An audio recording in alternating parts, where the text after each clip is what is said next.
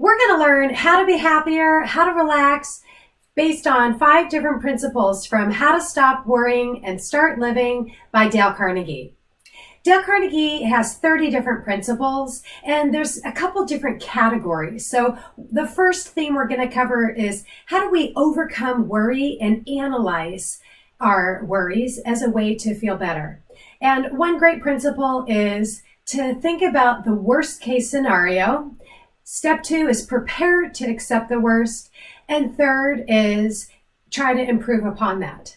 Now, it may seem counterintuitive to talk about thinking of the worst case scenario. The reason why that's so helpful, though, is if we put things in perspective, we'll realize it's probably not as bad as we think. For example, one of my clients found out that heard rumors that there was going to be layoffs in his team. And, at first he was freaking out and just so overwhelmed with fear. And then he stopped, he used this principle and realized, I'm not going to go hungry. I'm not going to be deported. Like, everything's going to be fine. And it helps him to realize he's the kind of person who's got a great job. He was able to talk himself out of his fear. The way that he prepared for it was, all right, what if there are layoffs? And he looked on his company's internal site. He happened to be a data scientist and said, oh my gosh, there's tons of other openings for data scientists, even in my own company. And then he looked outside the company and looked at what were the different job availability outside the company, found tons more. And that was just in this one city. So it helped him to realize it's not as bad as I think. And it also helped him to, step 2, how to prepare. And he did think, well, I've got savings, I've got some things taken care of, and also improving upon that worst.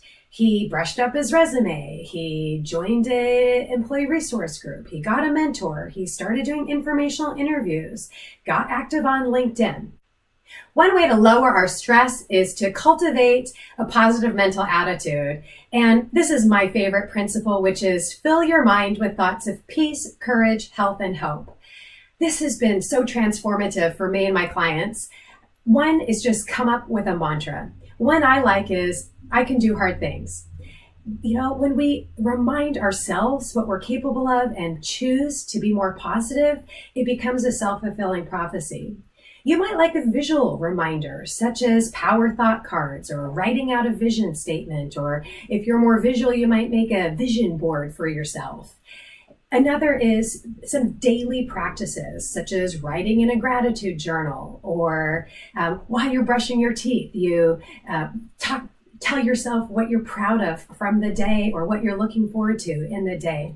That when we choose to see the good in ourselves and life, we're going to be happier and we're going to be less stressed. One way to feel happier is don't worry about criticism. The principle is remember that unjust criticism is often a disguised compliment. I remember one of my clients said, Nikki, my manager doesn't like me. He's always telling me what's wrong and what I need to improve upon and signing me up for classes. I just feel like he doesn't like me. I said, what else might it be? And she thought and came back and realized that this principle was the ticket, that it's a disguised compliment that her manager was giving, that she realized she was the most senior person on the team and he was preparing her for promotion. So it's not that he was criticizing and coaching because she's no good, but so good.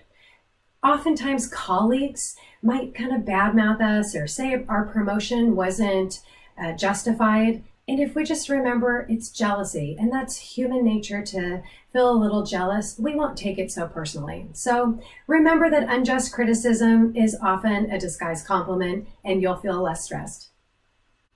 One way to have less stress is prevent fatigue. A principle is protect your health and appearance by relaxing at home. This is really about cultivating better work-life balance.